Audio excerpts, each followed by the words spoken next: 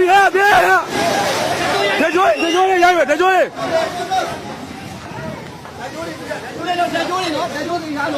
ဝင်း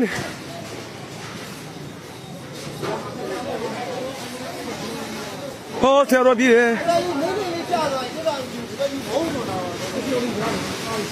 သွားပြီ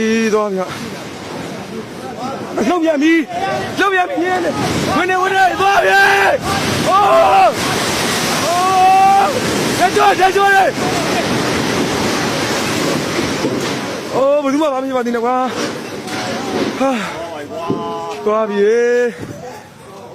ဟာ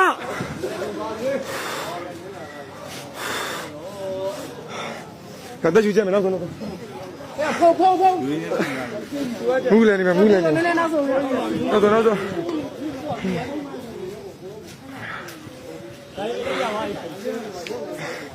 နိုင်စလည်းပြောရကြီးလည်းပြောပြီ